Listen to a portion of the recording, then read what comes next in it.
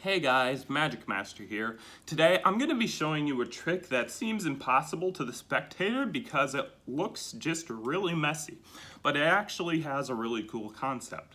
But before we get into that, first of all, credit to A Million Card Tricks for this. Second of all, I ordered a couple of new decks in the mail, so I'm not going to do my updated deck collection video until I get those. Don't worry, I will not review those before I do the deck collection video, but I'm just going to wait till I get them. And then I might review them after the deck collection video. And then finally, go subscribe to all the links I have in the description. Without further ado, let's get into the performance. So I'd start by having the spectator shuffle the deck.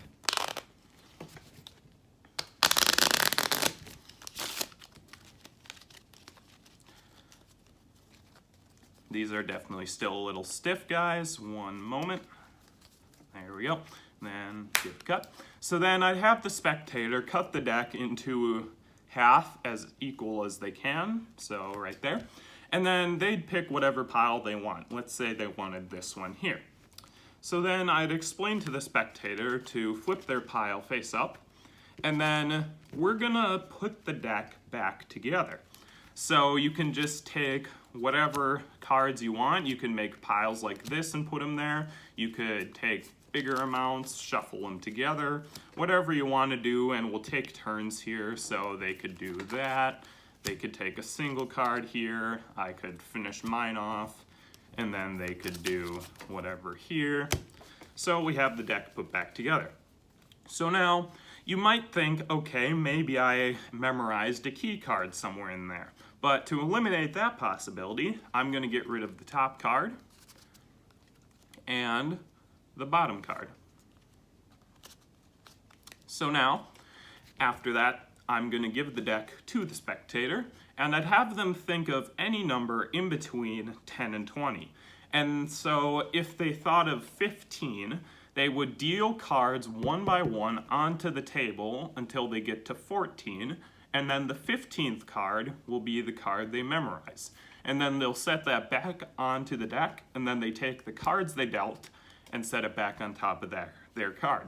So I don't have a spectator, and I would have my back turned during this as well, so I wouldn't know what number they picked, but I'm just gonna do it since I don't have a spectator. So let's say they picked 16. So 1, 2, 3, 4, 5, 6, 7, 8, 9, 10, 11, 12, 13, 14, 15.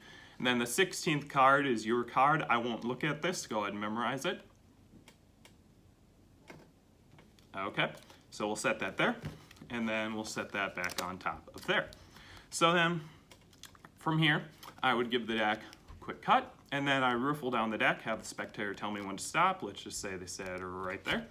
So then I'd give them that packet there. And then I'd say, now take whatever amount of cards you want and flip it face up. So then all of these face up cards here are just going to go there. And so they do that as well. And then I'd say, now take whatever amount of face down cards you want and set them there. So then they do that. And then I explain the rest of the cards we can take turns with, and then they can be any mixture of face up or face down. So I could do that, and they could do this, and then I could do that, and they could do this. And then I just show you here that all the cards are truly mixed up now. You know what? I'm not even gonna look. Just go ahead, take a look, and see that all the cards are in fact mixed up. So now, if that's not enough, I'm gonna give the deck to the spectator, and they could do whatever they want to this deck to mix it up even more. And they could even throw the deck up in the air and pick up all the cards if they wanted to. I'm not gonna do that, obviously, but they just go ahead and do that. They could take these cards, flip them over there. They could do overhand shuffle, whatever they wanna do. So now I'd just look through the deck here.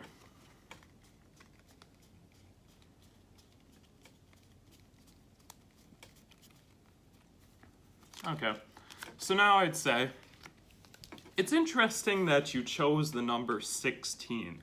Is there any reason you did that? So now keep in mind, I would have no idea what their number is.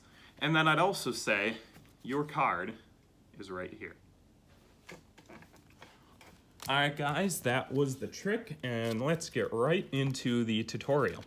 So, you can have a borrowed deck, or obviously you can just use a deck of your own, and then a deck of your own, sorry, and then you just have the spectator shuffle the deck.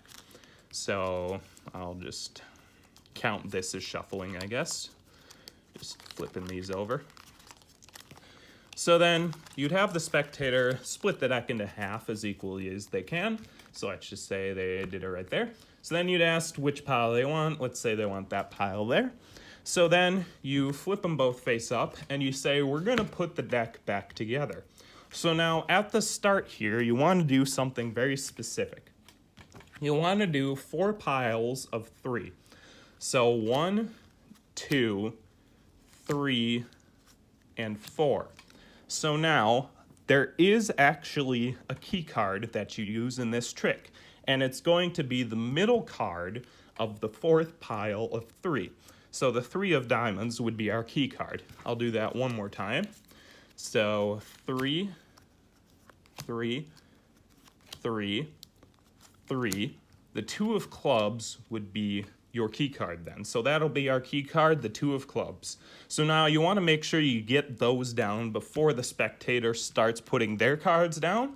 And in order to make sure they don't put any cards down, you can explain what you're going to be doing while you do that. And then you memorize your key card.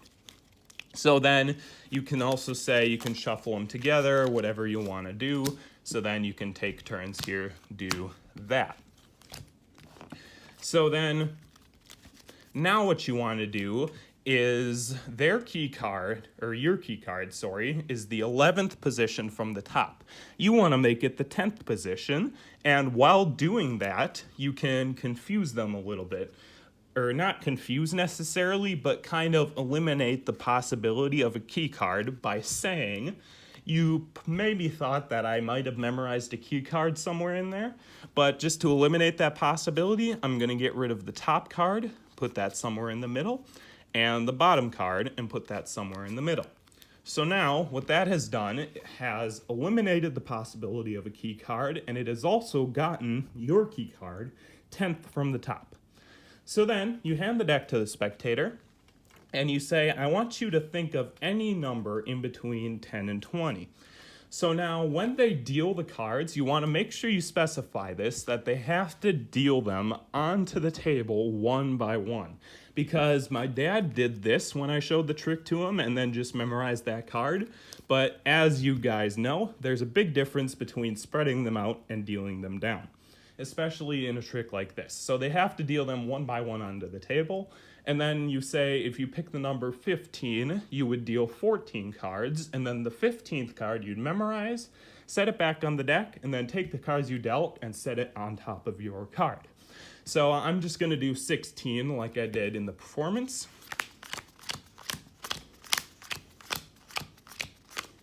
(13, 14, 15), and then they memorize this card, the 9 of spades. So then they set it there, do that. So now I turn back around, and right now I truly have no idea what number they chose. So then what I want to do is I want to end up with the half top of the deck. So I can cut the deck and then get a break there, and then I can riffle down the deck and have them tell me when to stop, let's just say right there. So then you take all the cards from your break, give that to them. So now you have the pack with both your key card and their card.